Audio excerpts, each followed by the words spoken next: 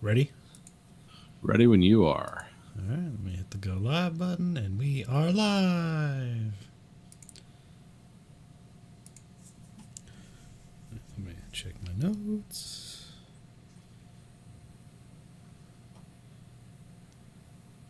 Yeah, maybe I should queue up a thing that just queue up the intro. Oh, it doesn't matter. I'll edit this anyways.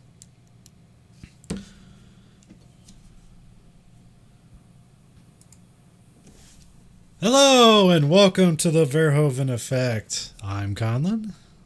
And I'm Nathan. So once again, we are looking at network television, which me and Nathan typically don't watch at all or pay attention to.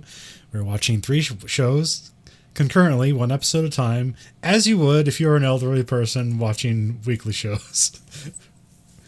And you need In your... America. Yep. Yeah, I bet these shows are big everywhere. Yeah, they. I mean, there's a as I watch them, there is a charm to them.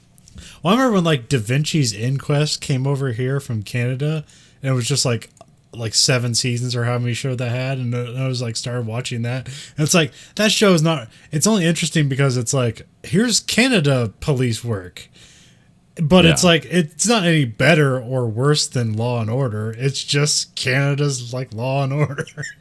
Yeah, and when they go to court, their judges just kind of wear the same things they do in England, like the Yeah. robes and little wigs, and they call the government the crown, and that's it's like, oh, okay.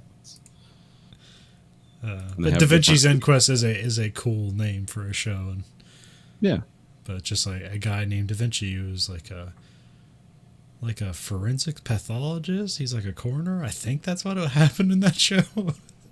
yeah. I've only seen a few episodes. I remember one like the main guy, or not the main. He's one of the cops, and who did a beat, and he got addicted to like heroin for like a season. He wasn't a cop anymore. He's just a homeless guy. It's like, oh, this took a turn. It's not the way I saw it going.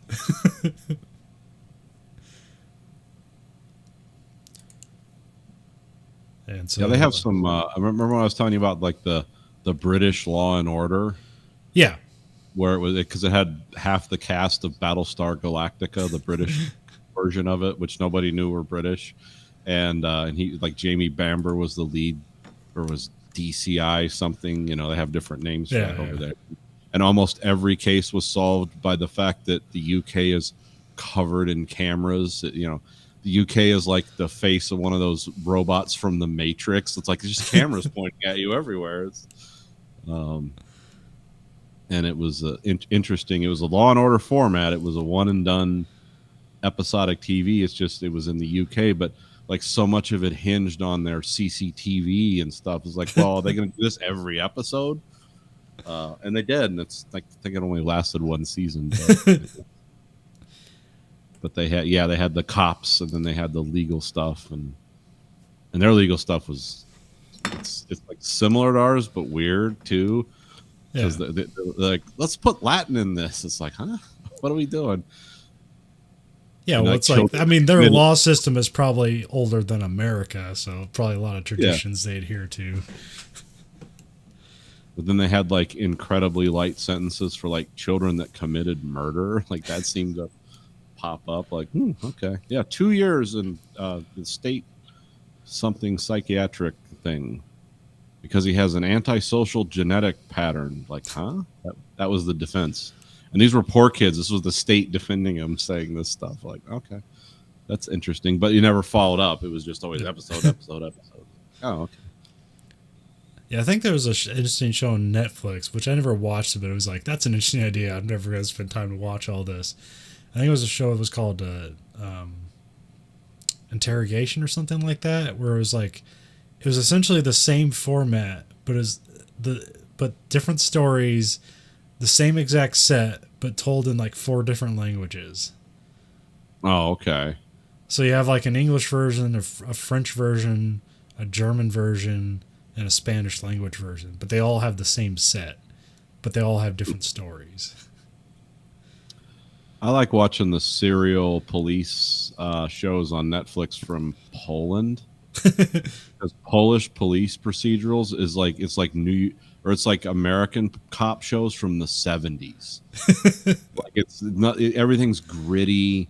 Their criminals are horrible, and I guess what you show on Polish TV is like it's worse than HBO. It's like Yeah. why did they pull the intestines out of this horse on camera? Like what? Oh, it's because he's a bad guy, and it's like, oh, this is a weird kind of drama. And then you mix in a lot of like I don't know, it's like Slavic, like cultural, like paranoia about anything you can, whether it's demons in the woods or it was always something weird. But all these cops seem to know exactly, like, oh, that's what this is. It's like, how would you know that? But it's like kind of like the French Connection, like a lot of their shows, the ones that aren't supernatural or don't just kind of dip into that.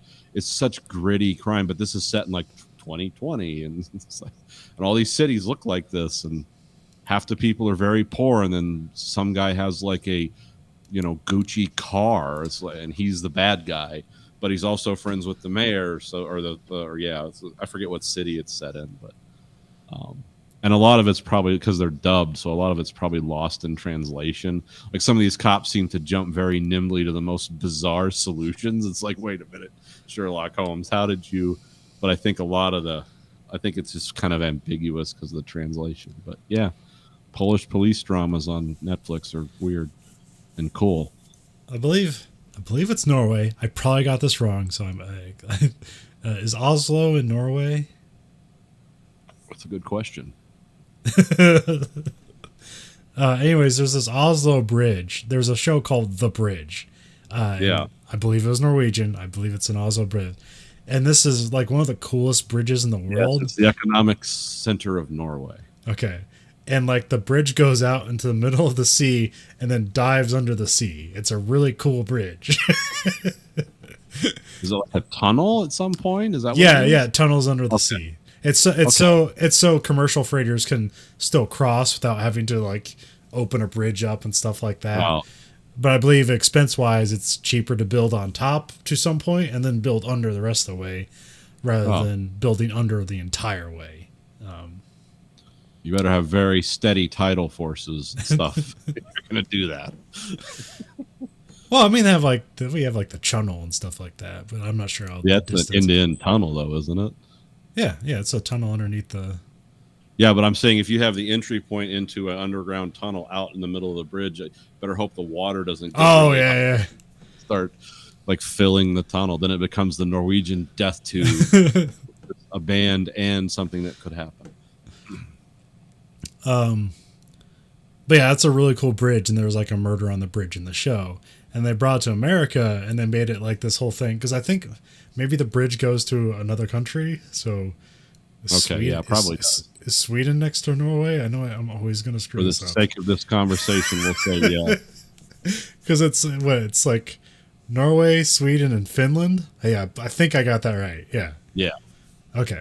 Because like the Finns were always getting invaded by Russians and Germans, so it's on the land, the other two are away.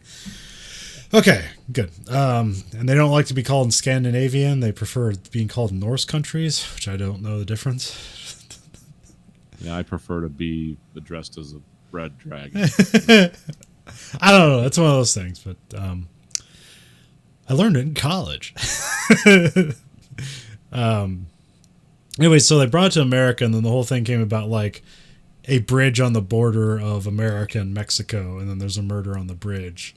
But it's like barely it's not really a bridge. It's just like the bridge at the crossing. Like it's basically a freeway that goes up and down, and that's your quote unquote bridge. So it's definitely not as cool, but that show was good for the first season because that was the show that had the main detective was autistic. Okay, yeah, I remember that. Yeah. We talked about it, I think. But it was on FX, but yeah, it's one of those. Anyways, so we'll start again with our first show as we usually do, NCIS New Orleans. Yes. Season 1, episode 3, Breaking Brig, which Interesting. I'm assuming that's a Breaking Bad reference. I'm guessing. Original air date October 7th, 2014, CBS Tuesday. The NCIS team investigates the crash of an armored transport bus carrying naval brig detainees after 4 prisoners escape, including a black market broker who is one of the country's biggest national security threats. Meanwhile, Pride turns to Gibbs for assistance when a case file needed for the investigation is full of redactions. Credit IMDb.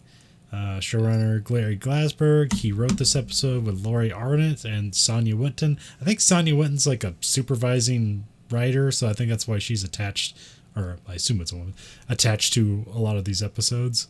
At least in the Internet Movie Database credits, because if you watch the credits while the show, there's really only like 1 or 2 writers, but like Internet Movie Database credits like multiple writers beyond what's actually credited on the show. But I'll just go with Internet Movie Database because it's easier. Directed by Tony Warmby. Okay. Oh yeah, now I have to go to my personal notes. All right, hold on here a second. What's that? How long have we been going out? Let me check. 9 minutes 52 seconds. Okay. It's too late to start over.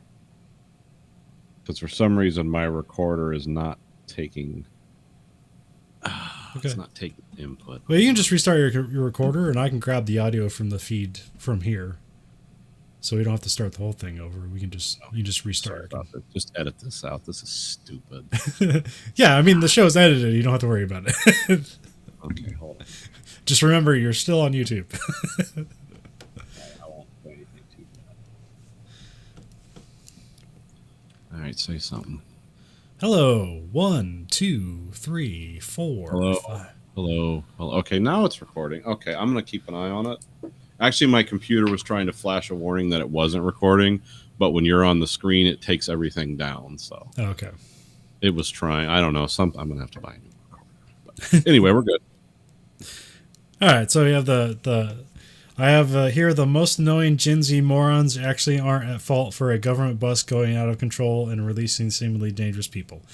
Because it's like some kids going on spring break to New Orleans and they're distracting each other by like getting on their phone and stuff. And even though like the setup is like they would accidentally run this bus off the road, if you watch the episode, they do nothing wrong. Like they pay attention to the road. The bus rolls at them and then they get out of the way. So yeah, they evade at the last second. Yeah, and then the bus rolls over, prisoners escape, and then they steal the car from the Gen Z morons.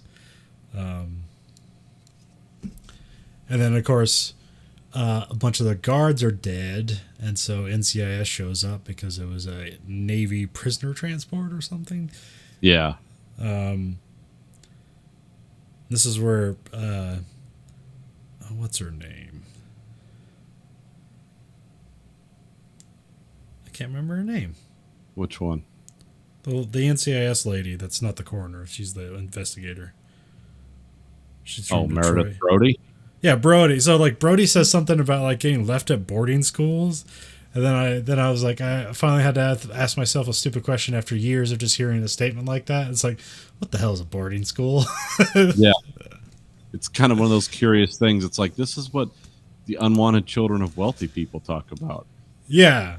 Which that's basically what it is. It's like, hey, what if high school was college for teenagers and you just leave your kid at a school and they're boarding there? Room and board, hence a boarding school. So that's what those are. But I think Oliver Stone talked a lot about those in his autobiography. Yeah. Yeah, and but for that reason,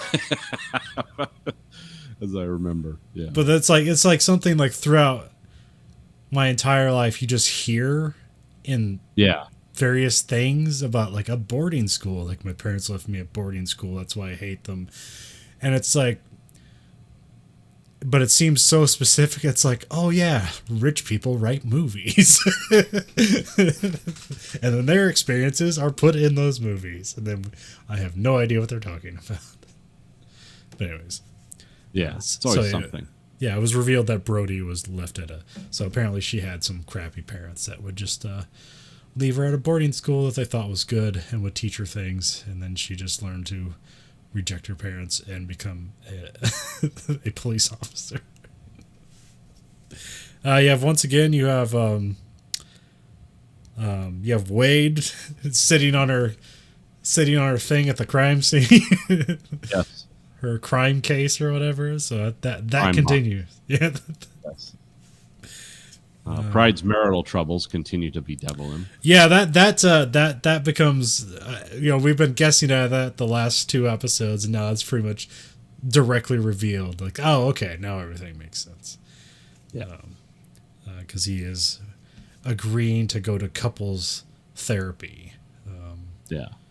Which apparently he doesn't But on agree the way with. to Or the the phone's ringing. It's like, it's just my wife. Let it go to voicemail.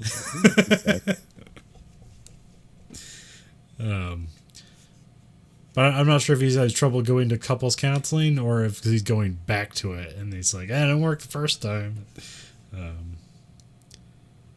And then also we find out that like the last episode ended with a case where a dead Marine, and then when we get to this episode, is basically revealed that was just a thing that happens. That is not the direct conclusion.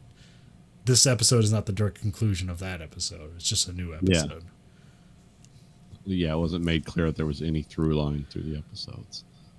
So this is all new. I did think the thing that was interesting was when they were going through the list of the prisoners that escaped, and was it Matt S. O'Keefe? Yeah. Was an anagram for enemy of the state. Yeah, that everyone knew right away, because I think that's like code for something. Yeah, well, I didn't understand whatsoever. I didn't know if that was intentional or not, but I guess.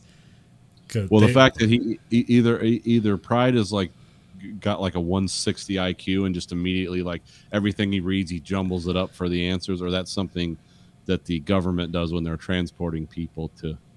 Yeah, they want to transport somebody anonymously. Yeah. That's what I assumed it to be. Yeah, that's what I assumed, but I have no idea. It seemed kind of neat. It was like one of the things you throw in there where it's like, here's a little puzzle and now it's solved. It's like, oh, cool. Although this whole episode, I think, is kind of hindered by where it feels like this is a part of an episode of the NCIS network universe. Yes. and possibly some of these episodes, these characters are in other episodes of other shows, and if they aren't, this episode is pretty weak. Yeah, it builds. Well, let's see. We'll talk about the 3 prisoners that escaped from the bus. So apparently they attacked the guards in some way, and it's computer generated for us by the. Oh yeah, that is a terrible computer simulation. But he always does that. So. Yeah, it must be fun for the viewers. They do that in like every NCIS. It's like, which I'm wondering if that's just like the previs. If you're doing a stunt, they have these things called previs where basically you can mock something up. It's like, okay, this is how the stunt will go, and then you just do it in real life with those references in mind. And this could be like the previs for that stunt in the opening shot. And previs is not meant to be like broadcast. It's just a reference. And so it doesn't need to look good. But apparently they're just like, hey, let's just use that. Yeah. Well, the people that are watching this probably think, wow, isn't that high tech that they can do that? Well, I guess in the simulation, it's not just a recreation of the scene we saw in the opening. It's like the thing on the bus about like the guard getting taken down and stuff like that, and then how it rolled and how possibly people died. So that is useful because we didn't see those guards died. We just came upon their bodies later.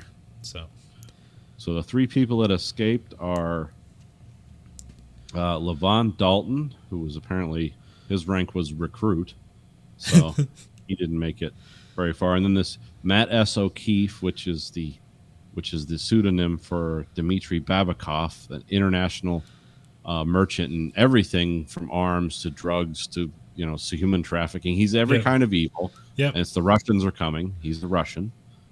And then we have Lieutenant Ted Nash, who immediately I was like, okay, this is the bad guy because this is the guy with an officer's rank, and they said he's got a perfectly clean record. It's like, okay, so he made sure he was on that bus for some reason. It's like he's an engineer at the shipyard. It's like, okay, he's selling shit. I literally put that together as soon as it, and then when it didn't look that way, because in the simulation they said, well, the Levant he's a bad dude and he's a big guy and he could have like done something to those guards, like strangle him or something, and while the other guy grabbed the gun and shot him, and and it's like, I don't think they have that right, but and everything. So the story kind of unfolded. I didn't know exactly how it was going to unfold, but it like everything I thought was like, yeah, that's it. Well, they also had the moment where the one lieutenant guy directly looks at a camera and shows like some distress signal on his arm. Yes. Yeah. That was like when I was immediately suspicious of him. It's like, oh, he's the bad guy. Yeah, he's stage managing everything. Although that didn't really make sense. That was just kind of another like another mystery to throw on top of like, well, what's this about? This isn't what we were thinking about before. But of course, this gives the excuse to fly to an aircraft carrier to meet in like some room to get a unredacted document from Gibbs, who is the main guy from normal NCIS, who's just like, read it and burn it.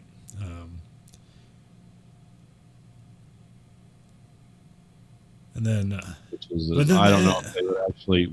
I don't know if they would either keep that a secret from investigating officers, or it's one of those things. It's like they're cutting us out. It's like, well, that's only crucial information to what you're investigating. I don't know if that would really happen. That seemed to be like a reason to like let's have an aircraft scene. Just remind everyone this is the Naval Criminal Investigation Service in case they forgot. Secret documents, interrogation. What does it all mean? And we have this footage of an aircraft carrier, so that's gotta look cool. Yeah. Gotta have that footage of the aircraft carriers. Let's see, Cedar Rapids was mentioned in this episode. Yeah, I was somehow Cedar Rapids makes it into like every show.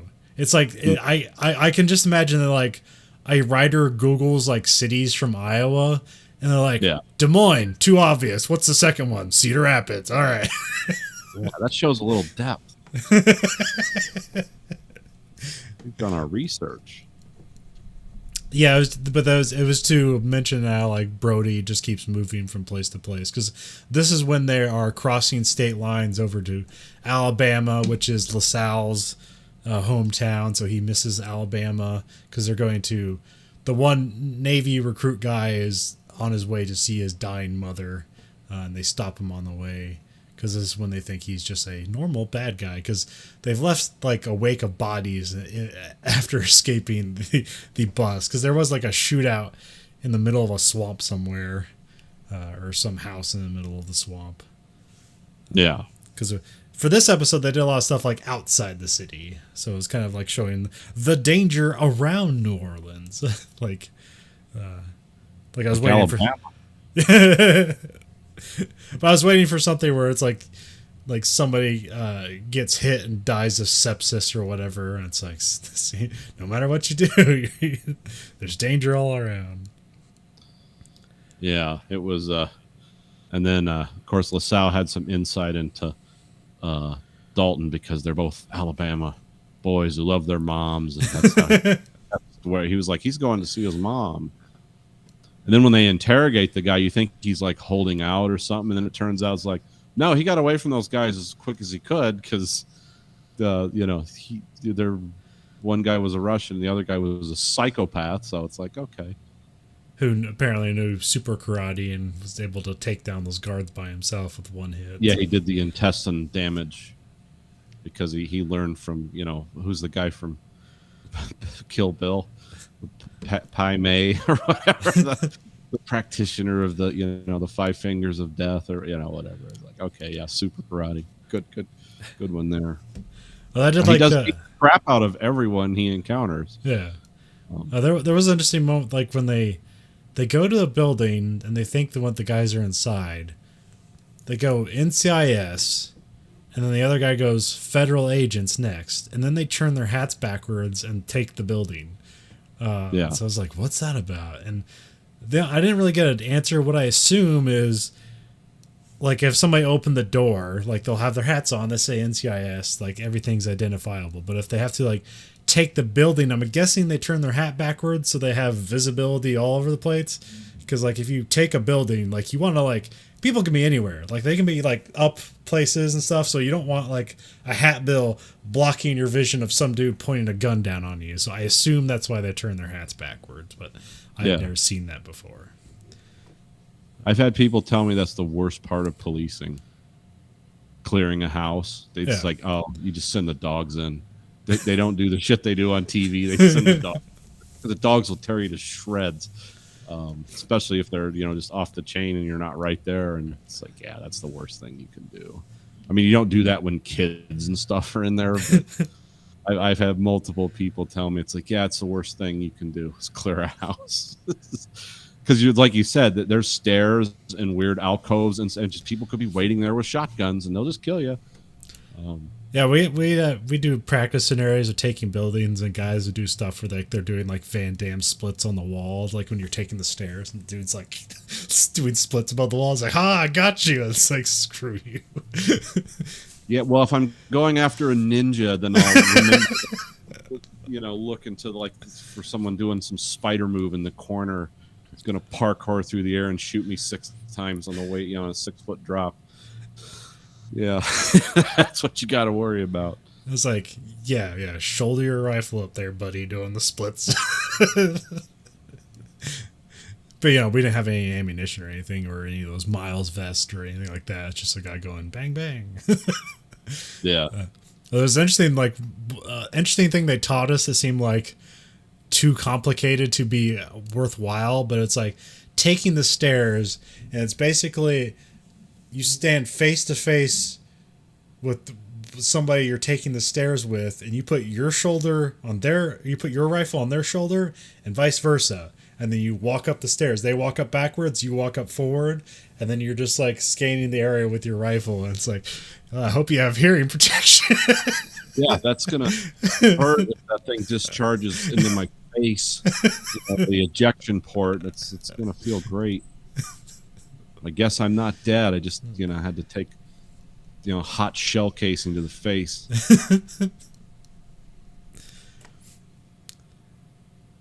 It's like I'm a left-hand shooter with a bullpup forever. Just. Oh. But it's like, what if you have to like move your rifle to the left? Like their face is in the way. That's why it seemed like yeah. Just pirouette and you both shoot. Circle. So the movement and the appearance will throw the enemy. Like, what? What is this ballet of death? I assume it's one of those things where like somebody came up with it and it's like, well, this is a good idea, and then like you ask some Navy SEALs, like, we don't do that. What do you guys do? We just blow the place up. Explosive. Come out, it's your last chance. Okay, light it up. Do they speak English? Oops. Satchel charge. You understand? Okay, goodbye.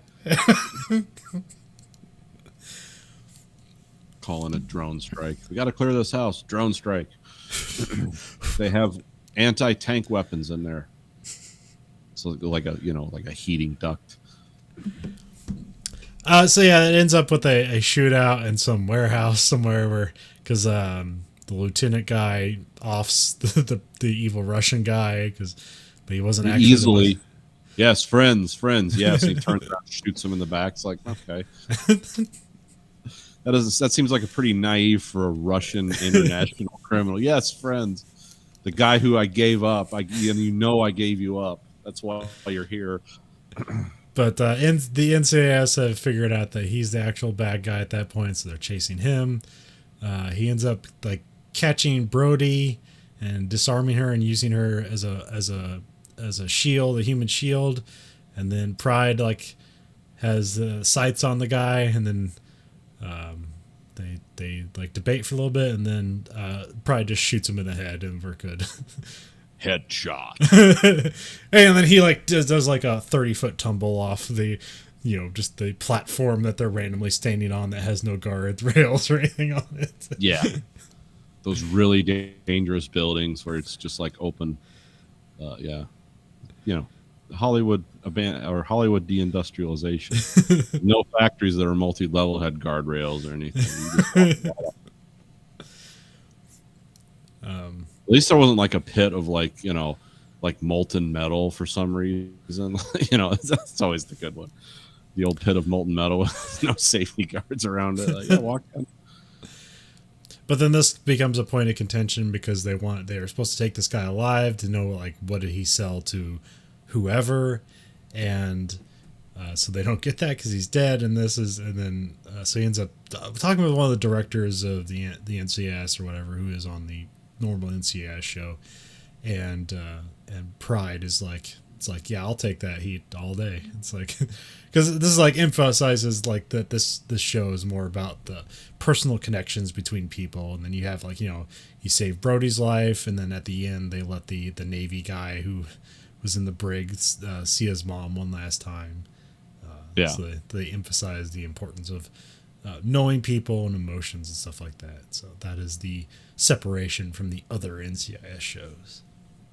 Yeah, I did like it that the guy was like really the one of the co-directors or whatever. Of course, this is all done through their conference screens. And it's like there's gonna be a lot of heat for him being killed, and which way it's gonna go. And he's like, well, if you want my badge, you know where I am. Like, he's using one of my people as a human shield. It's like, and he knows the 5 fingers of death. It's like, we're not gonna take the guy alive, and unless we.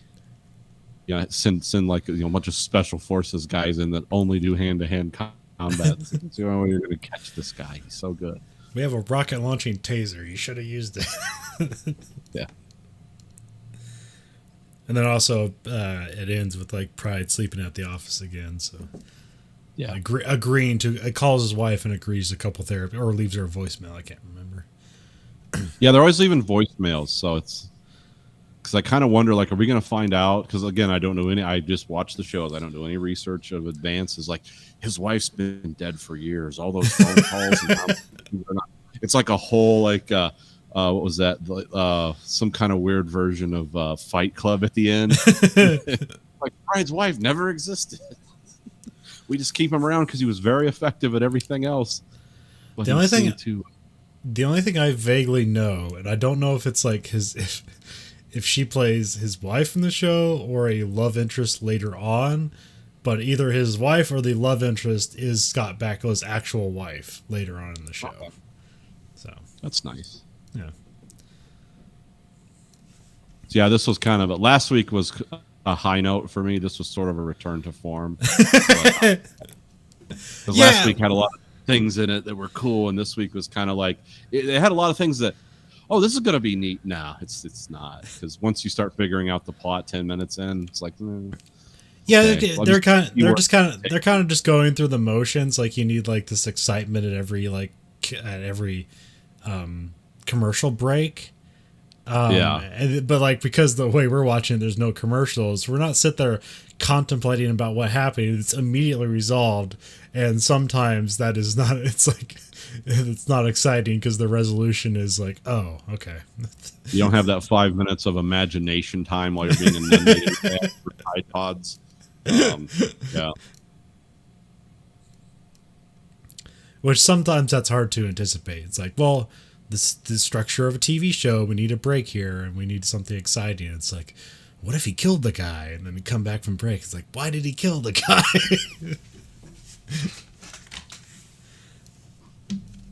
So, yeah, this was more of a regular NCIS episode, I guess.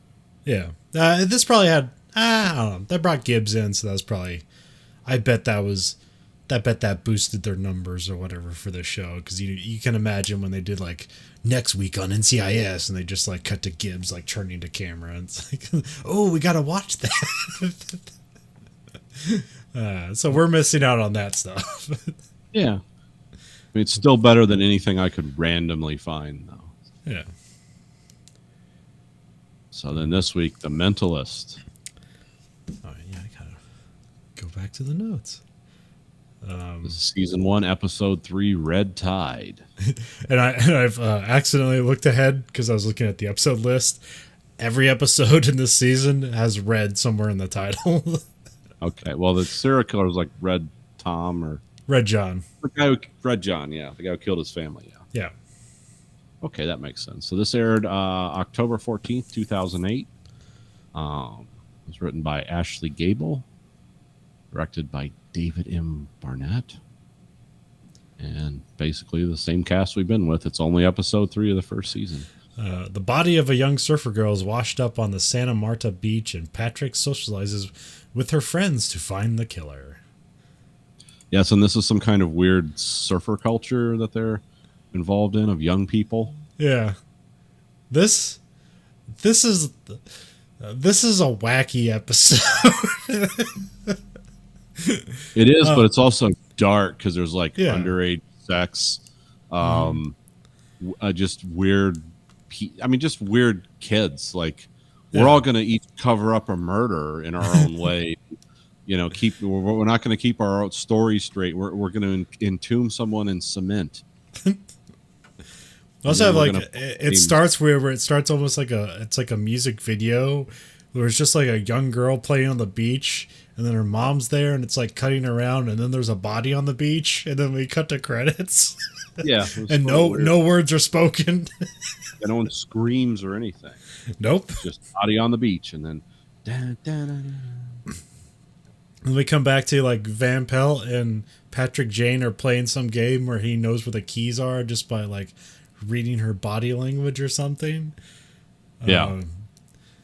I don't know. This is like I guess it's like the fun moments with the character is like, there's always the idea of like presenting like he's using like deduction to figure things out, but he wants to present it as magic because people like it to seem like it's magic rather than just like easy deduction that they're just not looking at.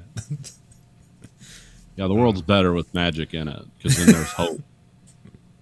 But really, everything's just break down into ones and zeros, and it's like, can you decode those?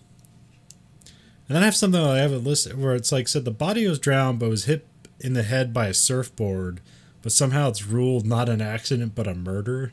Because there's always like times where like people are riding a wave and like the way the wave hits like just will knock the surfboard into their head, like that happens, and then people just drown. It's another seawater versus land water thing.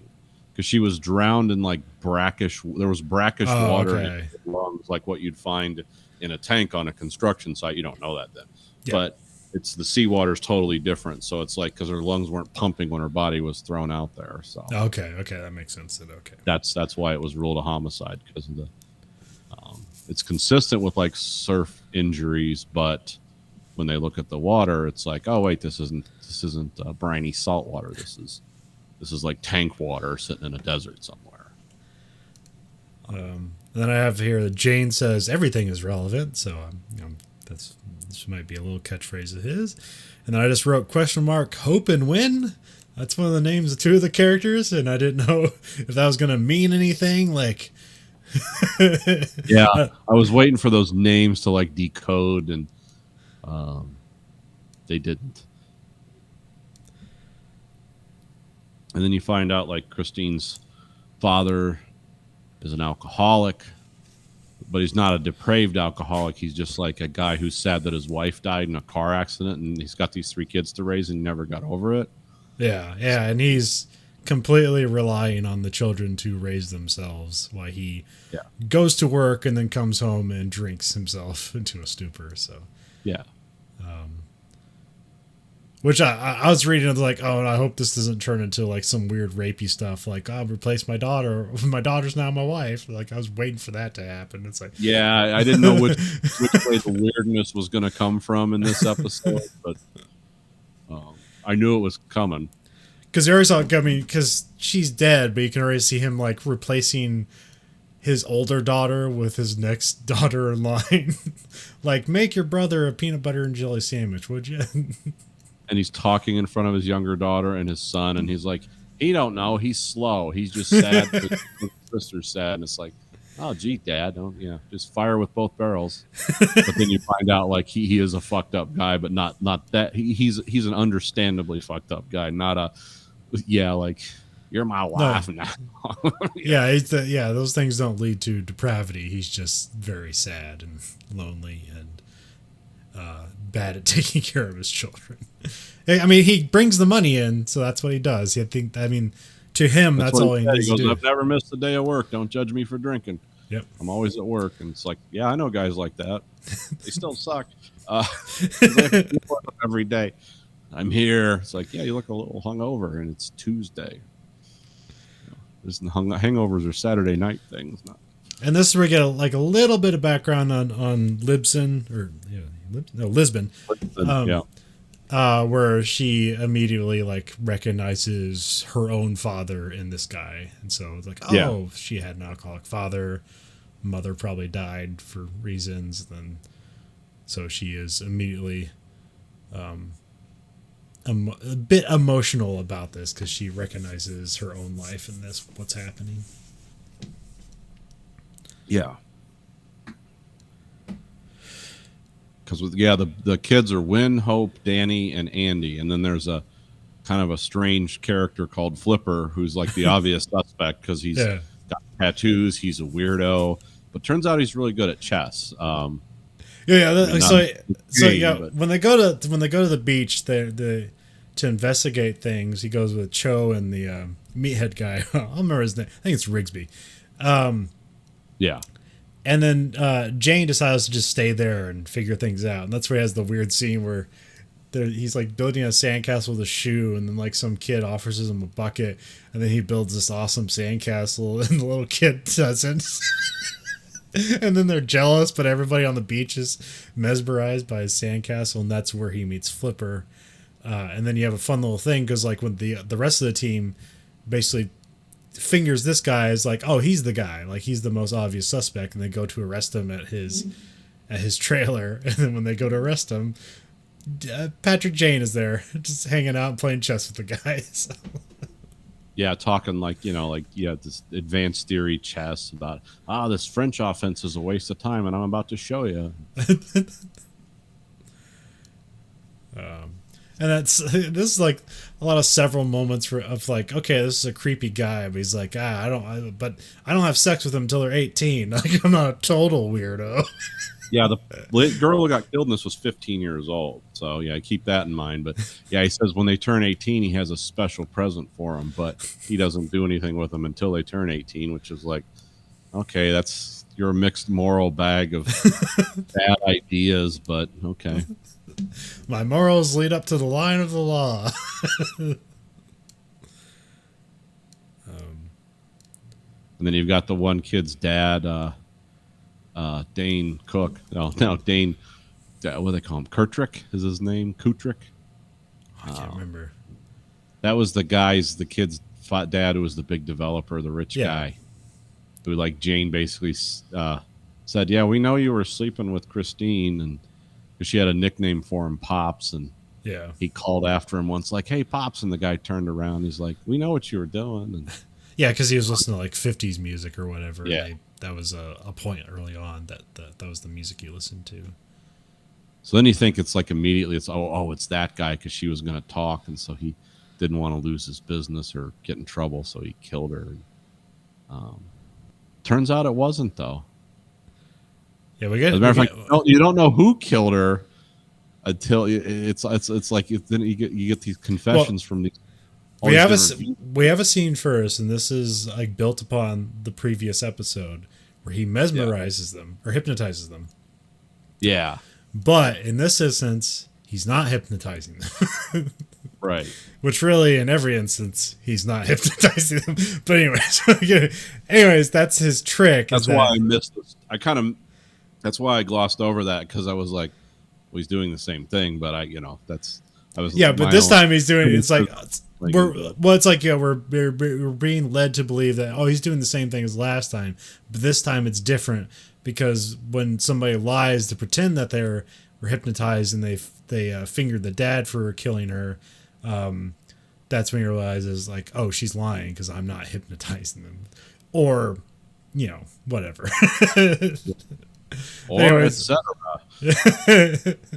Because that's also like the idea of the show is like his magic tricks are tricks. He's not actually making people do things they don't want to do. He's just like knows how to push people's buttons essentially. Yeah. It's not magic that makes you do the things he wants. It's he knows behavior. And if I do this, you'll do this because I'm smarter than you. He was always asking like the weird questions, like what kind of animal would you be? But he keeps asking these kids these questions over and over again, just at different times. It's like, what's he getting for that? Well, it's like something where like they relate Christine to being prey, and they relate themselves to being predators, and that's how he figures it out. But then, I mean, that's the thing about this show is like this stuff isn't concrete evidence, but it's just something that if he does enough of these things where it's like leads him to a conclusion, then like, it's kind of fun for the audience. Like, it's like he was just kind of figuring out along the way. He doesn't have any concrete evidence because that's not what he does. That's what CBI is supposed to do. He's just supposed to have feelings and intuitions that he works on with vaguely scientific methods and just conning people into confessing to crimes. Yeah. So after the hypnotist incident where they basically put it on the dad, that's when everybody comes in to confess, and you kind of got like this Rashomon thing again where everybody has a different view of how she died, and it turns out like they all killed her. Yeah. Which when I saw that, it was like, it's good luck prosecuting that. And at some point there's a dead body in a cement because it was a security guard that they accidentally killed as well because they knocked him over on a backhoe. Which, that will do a number on you. Yeah, that'll kill you if you run into the teeth on the front of a backhoe. It will easily penetrate your skull. Imagine like it was just a piece of a nose sticking out of the cement that gave it away. It was a weird image. Yeah, it was. And I like the construction people are like, we're gonna have to close this down as a crime scene, and everyone's like, oh fuck that. You must build. It's like, who are these lunatics that do this? Why must you hinder our progress in the name of capitalism? I mean, I don't know. We had an armed gunman. Wow, I'm not going to talk about that. Never mind. I was waiting because there was construction going on this show. I was waiting for the alcoholic father to be like at work at one of these scenes, but he was not. I was hoping if that was going to play into it. I feel like that was a missed opportunity, connection you could have put in there. That or they just ran out of time. This one. The clock seemed to wind really fast the last 15 minutes. Yeah, it was almost like we know what scenes we got to do. We got to do them fast, like boom, boom, boom. Who's walking in? Who's saying what? And how are we going to put it all together? Well, you have what's his name, Dane. Like, you have him doing creepy stuff where basically he gets away with statutory rape, but also like creepily talks to Lisbon like, hey, 15 years ago I could have picked you up, basically saying like if she was a teenager he would have like had sex with her. It's like, I guess you can't arrest people for saying dumb crap like that, but weird thing to say to a cop when you're under suspicion of having such a 15-year-old girl. That's not the time to roll that humor out. But I just want to establish this guy's an asshole, and they have 3.5 minutes to do it for the whole episode. He's literally in it 3 minutes, so it's you gotta. And then they suggest at the end of the episode that like even though his son's probably going to go to jail for murder, and all the kids are, or I guess they're underage, so maybe they won't go to jail or go to juvie. But because he's rich, he's gonna get away with statutory rape. So that is all those kids are from some well-off community around Santa Barbara, so they're gonna be fine. They'll find the poorest one will take the rap. He actually did it. The one who can't afford the high-powered lawyers, whichever one that was, I don't know. But it seemed like all those. No one got killed in this episode, like outright. So that was interesting because usually, nobody was shot in front of. Leading people and okay, get your gun out, time to shoot them. That didn't happen, so that's good. But it's kind of a wacky episode, and it ends on like kind of a serious note. So it's just kind of just kind of a weird episode, but Yeah, this is a disconcerting show overall because it's like you watch it and you're like, huh, that's interesting. And then you think about it, it's like, who am I supposed to like here? It's like all these people are damaged in some serious way. well, I think like a lot of this episode is another like I think every episode what you're doing is you're building up the tool set of the Patrick Jane characters. Like this is what he can possibly do, and then here they kind of like they use it against you. It's like you think like with the hypnotism, like oh he's gonna do this, but it's like they swerved it on you. So I kind of look forward to other episodes where they'll do that as well, where like you think it's going one way and then they'll flip it on you. So that's kind of fun. Yeah, rewards you for paying attention. So yeah. An overall a satisfying episode. Probably my favorite of the new shows we're watching. yeah. So We have Miami Vice season 1 episode 3. Cool Running. yeah, let me get my episode notes up for that because I wrote them on the computer tonight. Original air date October 5th, 1984. NBC on Friday. Crockett and Tubbs must enlist the help of an unreliable petty thief to bust a drug operation run by a trio of homicidal Jamaicans. Showrunner Michael Mann, written by Anthony Yerkovich, Joel Surnow, directed by Lee H. Katzin. Nope. And the informant in this case is a completely over-the-top character named his real name's Nugert Lamont, but they call him Noogie. And he's kind of like a petty criminal / guy who knows what's going on in the Jamaican underworld of Miami. But also he steals some like rap sheet and he's able to like use information against him. He's a con man. Yeah. Yeah. My first note on here is because when the first thing they do in the episodes, they're like staking out a drug deal, and I just wrote IROC Camaro. Is that was there? Is a Z28 IROC Camaro? Okay. Yep. Because there's a very weird chase of vans. Yeah. Because they're usually in Ferraris and stuff. This time they're in a beat up old undercover van that's supposed to be inconspicuous. So that it kind of seems like they like drew the short straw on this. Like they're just doing a stakeout in a crappy van. So it kind of seems like they didn't have the cool assignment this week. Yeah. Well, the thing with Switek and the other that becomes a big thing because those cops are kind of incompetent. Yeah. Well-meaning, but this is still Miami Vice light. Even though there's like serious stuff that happens and terrible stuff that happens, by the time about season 3, there's like no humor anymore. Like there's nothing fun. It's just very, very, very dark.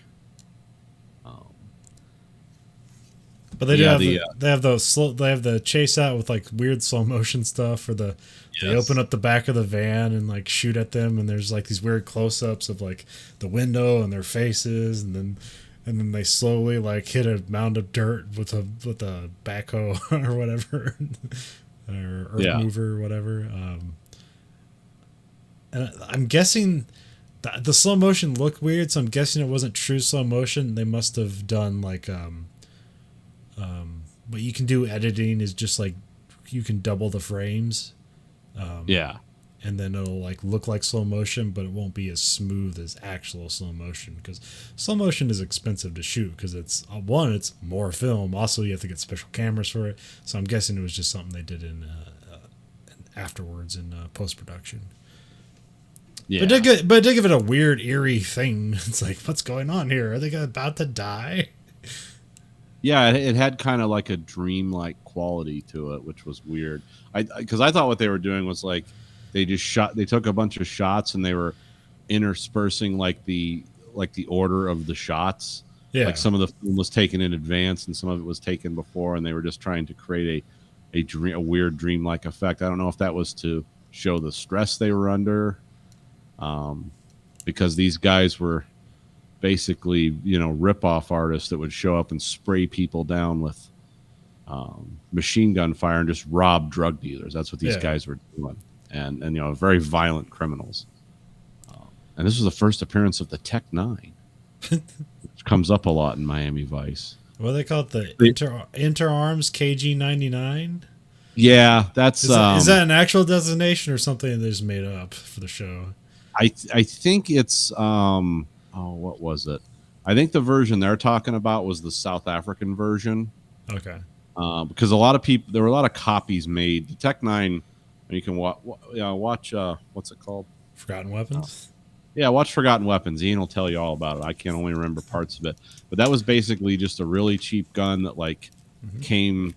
I think it was it. It was first invented in Europe, but it was like so. I thought it was in California though. I thought some dude in California made it. And easy to. Well, it's based. There's a core design it comes from. Okay. And then everyone kind of made a version of it. Yeah, because so there's a game called what is it? It's like Weapon Builder or whatever, or something like that, and you can take apart guns and put them to get back together. And the Tech 9 in the game is absurdly easy. There's like 16 pieces to a Tech 9. Yeah. I mean, it's basically a Sten gun, but with modern materials. Yeah. Yeah, that version that what do they call that? I don't know. Not an arms expert, but basically it's a Carl Gustaf design of basically a flat. It has what they call like a flat plate open breech. I mean, the gun's never going to jam. It's never going to fail. It's just not complicated enough to do that. It's just going to go back and forth like a jackhammer. Fires from an open bolt. It's just like it's just a cylinder with a barrel. Basically, because Uzi was based on that, but the Uzis are a little more involved. But it's essentially it's a gun that does exactly what it did in Miami Vice. It just sprays bullets very quickly. Does not very accurately. It's kind of like a shotgun if the 9mm just comes out very fast and you're sort of firing. I've never actually shot one, so I don't know what they're like, but I know that they're like banned almost everywhere because they're like a Saturday night special. They have one purpose. Well, I mean, it's like if you watched especially any movie from the 90s that dealt with like gangs, like there's always somebody with a Tech 9 and an AK-47. They're all automatic. In California. Which is weird because there's not that many of those around. Yeah. They act like everyone who is a criminal is issued an automatic weapon. Yeah. And it's like, those are in real life. Those are hard to get, but it makes for exciting TV. Yeah. And movies. Just like Heat, another Michael Mann joint. It's like, where do these guys get these guns? It's like those are not like generally available. Even the cops were shooting semi-automatic versions of those guns, but the bank robbers, they're like, And the only question I have during the chase is because they never like identify themselves as cops. So I'm like, what was their plan? Are they trying to cause a crash, shoot them, or pull them over? It's like that's not clear. It didn't seem well thought out. It's like, call for backup. You're driving late 1970s high-sitting V8 vans. Those things are going to roll over. The worst chase vehicle ever. I mean, the only reason they're handy is because you can shoot your Tech 9s out of the back of them from a seated position, I guess. I don't know. And not kill the two guys 20 feet behind you, which is what it would have been. Although I think Crockett has like a red scar on his cheek the whole episode, so I'm guessing it's like the glass or like a grazed bullet or bullet graze or something. Could be. Or from when they ran into the most improperly parked bulldozer in history. We go from that and we come back and they're like doing a cookout on Crockett's boat, and this is where it sets up like all the other cops, the other Vice cops, because they're make a deal and then they drop the lobster, and that's a bit of comedy they have. I didn't remember seeing this episode, but when I was watching this on the boat, and this isn't from recall, I was like, those younger cops, they're going to die before the end of this episode. And it turns out one of them did, but the other one's in a coma or just came out of it or whatever. Yeah. But yeah, it's like those guys are going to die because Sonny and the other guys, they all like him. It's like, and they're having comradely competition. It's like, yeah, those guys are dead. Yeah. This is Miami Vice. It's like you like those characters because it was it was kind of an older black guy and a really young Steve-O from Jackass. I don't know. The guy looked exactly like him. It's not who it was. He act like him too, but yeah. It's like, oh, those guys are going to get killed.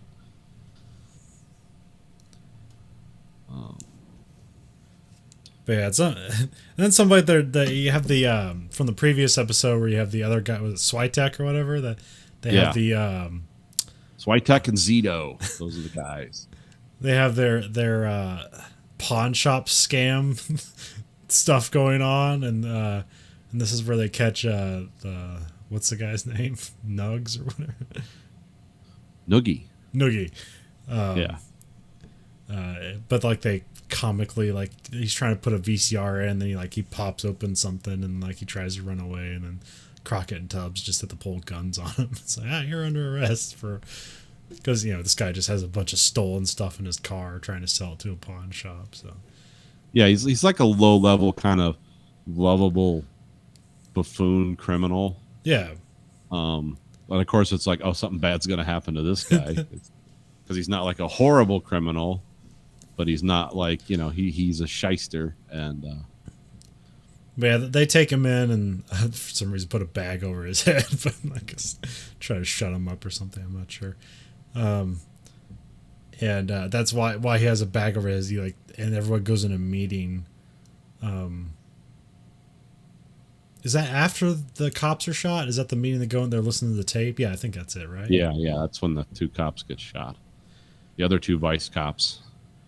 And so they're like listening to the tape, and that's when I keep forgetting his name. Steals the police report from the guy's desk and was like, I can help you with these guys you're looking for. And it was a total con job. Yeah. Although he did know somebody he went to jail with. But and then it ended up being a vague connection. But anyways, the arrest episode is kind of them trying to look for these guys because they know that they killed the cops or killed one of the cops. And so it's like, it's cop revenge thing. And then, but what's interesting is later on, we caught the guys. So because they were going to set up, I keep forgetting his name. Nugs? No. What is it? Noogie. Why do I keep saying, did they call him Nugs at some point? Oh, anyways. His name is Nugert or something. Oh, okay. Okay. He's supposed to be like Jamaican, I think, or something. Yeah. Like that. Anyways, they were going to just set up Noogie to put him in, with these very violent guys who they knew would probably kill him, but then they could get to him.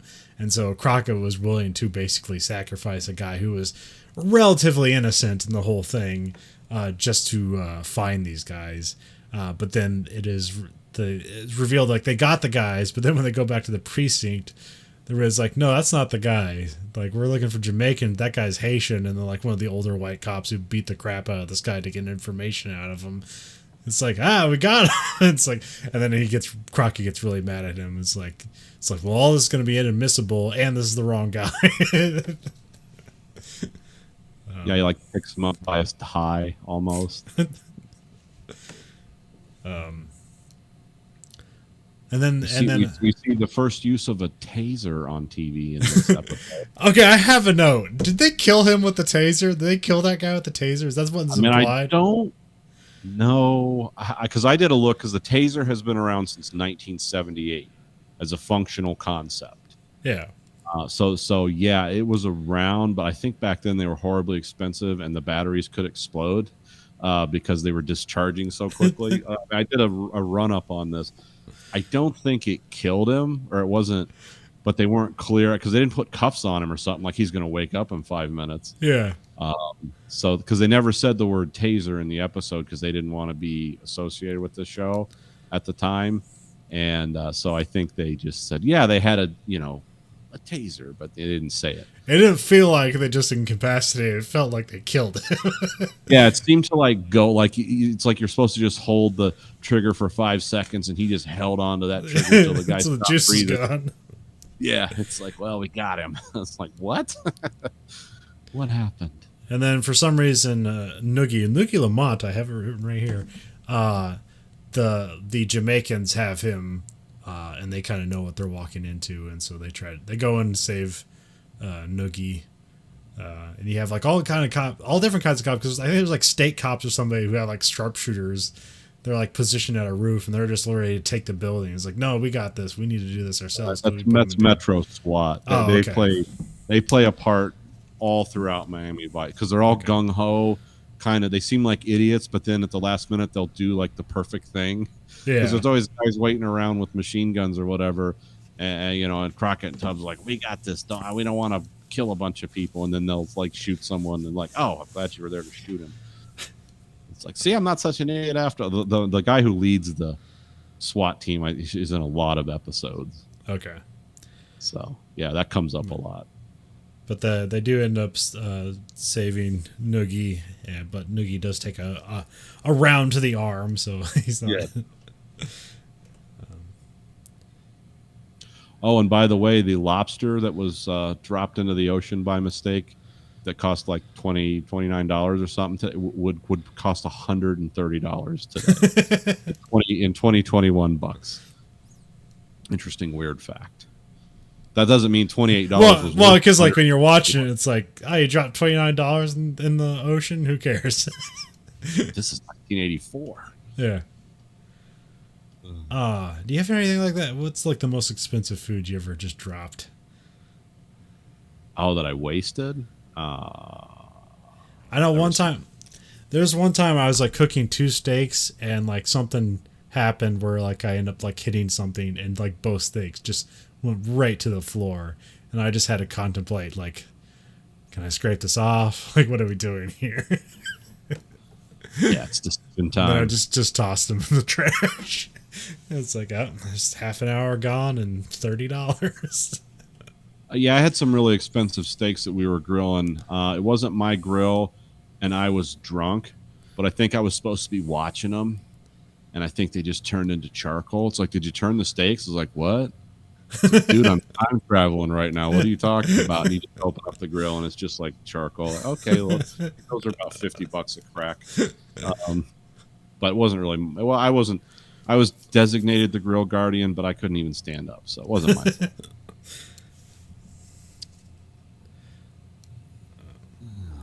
So now we turn to the Verhoeven effect, like where we try to draw conclusions. The episode, like, what do these shows say about society?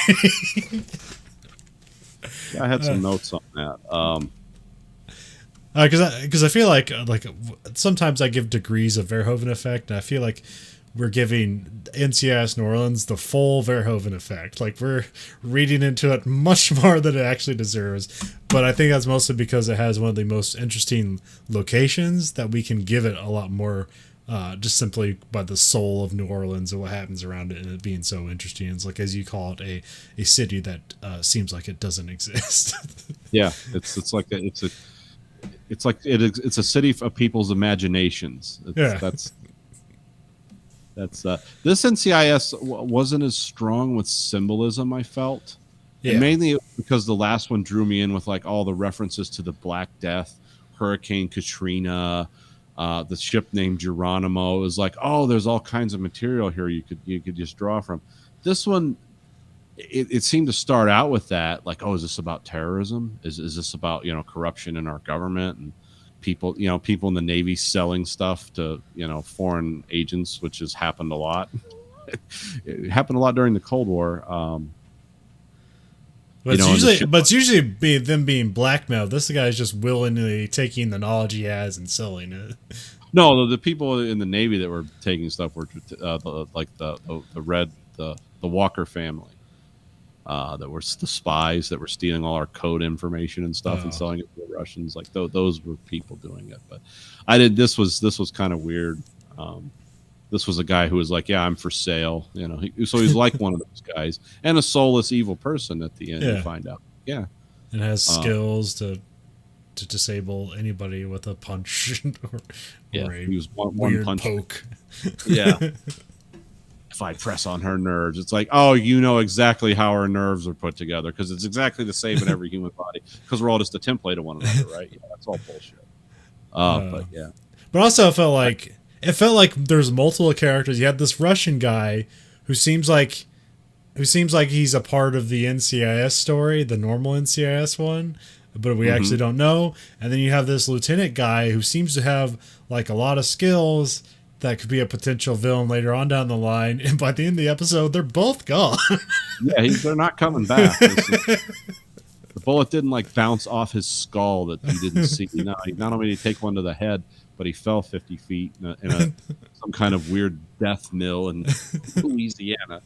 The only thing was like when they mentioned the ship, which is the exact same ship from the last episode, just turned around, and this time they called it the Birmingham, and I was like, oh, the Siege of Birmingham. It was like one of the only real bad city sieges in the Civil War. It was like the people were literally starving by the time the war was over because of the Siege of Birmingham. I was like, is that going to have something to... No, it didn't. Just like pick a name, ship name, cool. I don't know if they can actually use named Navy ships in these shows. I'm not sure. Yeah, I don't know. I don't know what the rules are on. I don't know how much the Navy's bought into this show. It's so popular. I feel like it's not. Yeah, because like that footage of the aircraft carrier, that's obviously like just what do you call redressed that? stock footage. Yeah, stock footage. Yeah, that's what it seems like. So, like they just took that. That's just like B-roll from Hunt for Red October reformatted for TV screen. Right. It's actually a French aircraft carrier, if you know what you're looking at. I don't know that. Because as far as I know, I don't think this is given any kind of leniency by the actual NCIS or anything like that. Because the only thing I know of like actually that stuff is with Stargate. Like they were actually supported by the Air Force. Well, yeah, that's why everything looks so fucking cool. It's like we need some extras. Well, we got a whole platoon of there that will be in this show unpaid. Because it's like, oh, the Air Force are all professionals and we're going to other worlds where like people solve problems. Like, cool. Like you never make us look bad. It's like, and they're not evil. It's like they're actually good people, or maybe they're a little overzealous, but they're not just like space Nazis. Like, we're okay with this. Whereas this, I could see them like the NCIS, like, we can't. We're fans of the show, but you're not going to get helicopters for free. Yeah, exactly. Can't do that much. Yeah, because if like he was taken to an aircraft carrier and they showed him getting off an actual helicopter that landed on an actual aircraft carrier, it's like, oh, okay, the Navy must be okay with this because they're like, do this for free. But because to hire that would be tens of thousands of dollars, or free. Like we're doing a training exercise. You guys want to hop along? Yeah. That happens. Get some roles as the guy getting off the thing. I thought this would involve Russians more and like foreign, the foreign paranoia we have. Sometimes it felt like this was going to lead to more episodes. Like you basically start off with an episode of The Fugitive, and then like you build into international espionage and intrigue. And then it just ends with shooting a guy in the head. It's a satisfying headshot. It's like, hey, honey, get some ice cream. Well, no, he's like, hey, honey, let's go see that therapist now. I killed a guy. I got some things to talk about. It's like, does your work stress you out? Well, I shot someone in the head the other day who was holding a hostage, and I did it with a pistol from like 50 feet away, which there's no guarantees in this life, All right.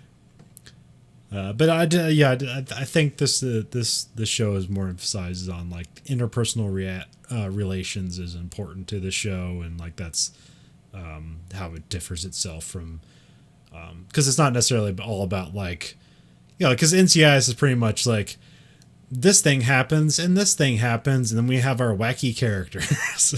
And then the same thing with NCIS Los Angeles, where it seems like it's the same thing but just like more action oriented, and this is like all about like getting to know people, and like they let that guy see his mother at the end of the episode. There is Pride dealing with that kid who's scared in the house. That was another thing when he real quick that I thought was going to develop into something cool, when they were talking about how all the languages between the Russian and the lieutenant that they spoke, and it's like, what does grave mean? And we're going to cross-reference that in our language database and find out. And it's like, oh, is like grave like a secret code word? Is that going to lead to further darkness? It's like now they're literally talking about a ship graveyard where they were going to run. It's like, oh, okay. I was hoping for more. Like you said, I was hoping this is going to lead to like, overarching things, but it never happened. So,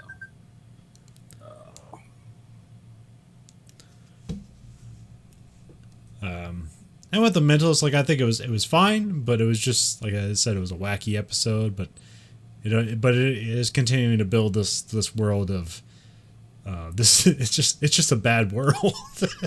Yeah, it's just a bunch of awful people doing awful things for awful reasons. Yeah, people taking advantages of other people in all their situations. Like, oh, is this like this girl who likes surfing and has quote unquote these rich friends, and then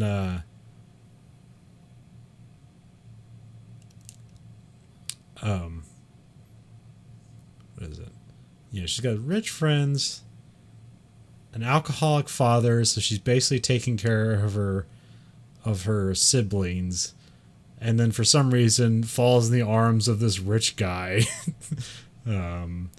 And then the kids are also like sleeping all sleeping around with each other, because that's kind of the thing they make a passe. It's like, yeah, I slept with her and they sleep with each other. We all sleep with each other, and that was weird. It's like, you're in high school. Yeah. And then the kids kill two people, so that's also, it's like, oh yeah, this world's not great, but Yeah, the world of the Mentalist is just like a darker version of our own. Well, it's also like when in the circle that they deal with, which is crime, sometimes that's all you see. So, we're not getting a point of view of like the average people. So, not dealing with crime every day. Yeah. Oh, go ahead. But yeah, and then probably the most interesting this week was Miami Vice, because there's a lot to unpack there with like how it meets with modern day standards, because you have like a cop who is like accosting another cop for beating up a potential like cop killer, but he knows it's wrong. And then you have like some racial relations here, because like they don't know the difference between Haitians and Jamaican, and I'd make that mistake too, but I just point that out in the show. It's like, oh, they're just not all the same. Yeah, but it's a white cop that makes that mistake. And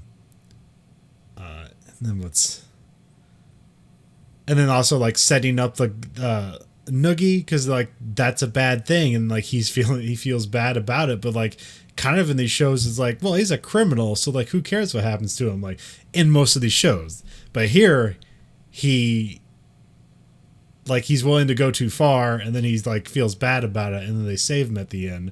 And then but that's also just another personal dilemma for Crockett, because he's the one that sets him up. So it's a 2 episodes in a row where like Crockett has to look at himself in the mirror. It's like, did I do the right thing? It's like, no, but did I recover it? And it's like, yeah. One of the things they have, one of the things with Miami Vice that makes it kind of unique is when they conceived it, and again, this is something where I like know the whole show, so it's not a developmental thing I'm learning along the way. Was like a lot of Miami Vice, like this was all based on stuff that really it was loosely based on crimes that really happened in Miami over that time period. Yeah. So that part of the story kind of wrote itself. So then they could do these better stories where the characters, it's not all about what happened in the police procedural. It's about these people's, their lives, and how they do react to this stuff. They're not just robots that are like, I am to fight crime, and they have the actual crazy crimes. Those are real. They're just taking those and transplanting them over the story with complicated characters in them, which is what makes it it's what makes the show stand out. I mean, you're talking about a television show that's 30 plus years old now, and it's like, this is still pretty timely.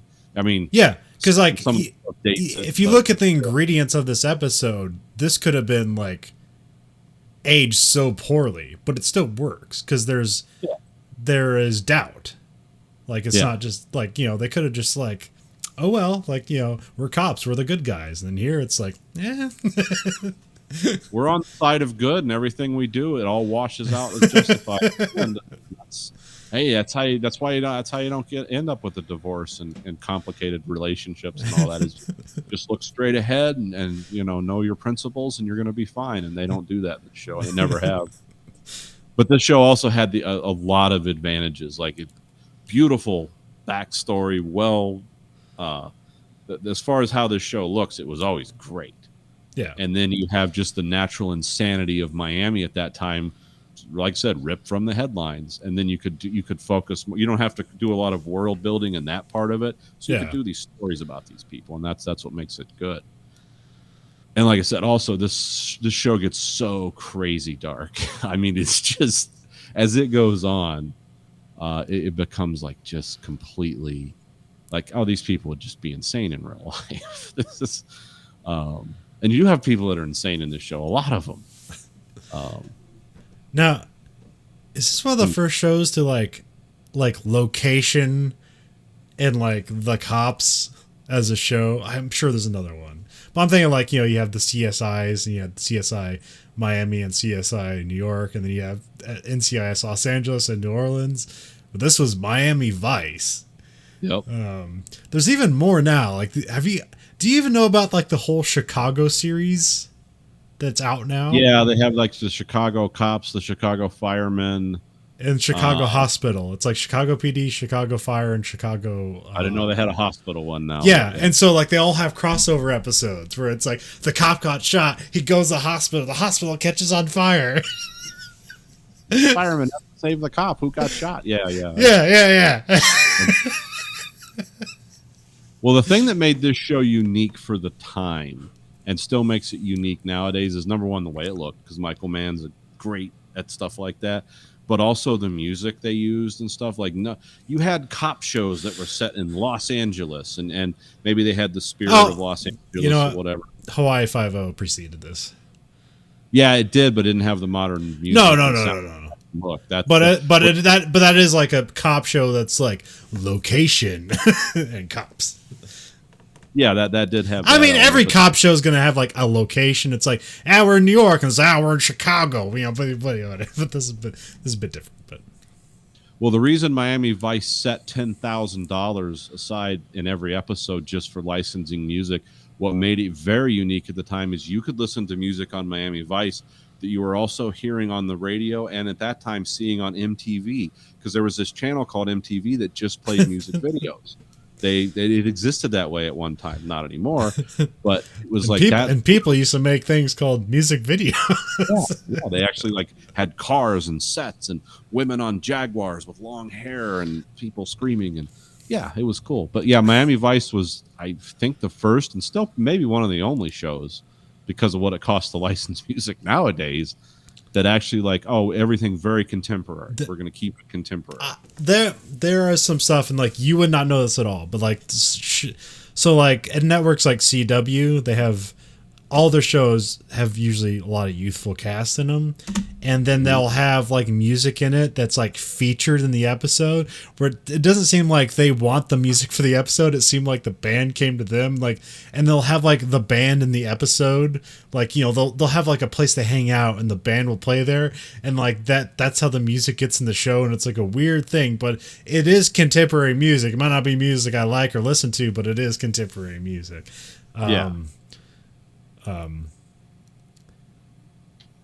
But it's not Sheena Easton or no, it's not Blondie or Phil Collins. You know, it's not like the number one hits on your TV show. It's like a contemporary band on your TV show. It's not The Weeknd.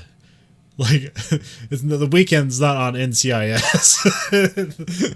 Cool if he actually like played a character and just played all this music.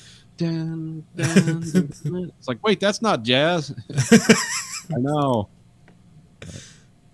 Now how Miami Vice, like this episode or anything, like connects to the, you know, this bigger picture, this effect we have, is it's still guys like basically standing on a beach in Miami while the tide's coming in with buckets like that, because the tide represents drugs. And there are the two cops there with buckets. Like, we stopped a little bit. And that's what life was really like back then down there, and probably still is. I don't know. Now you hear about meth and pills and heroin, but it's like, yeah, at the time, it was absolutely the drug trades have been corporatized. There's not as much violence anymore.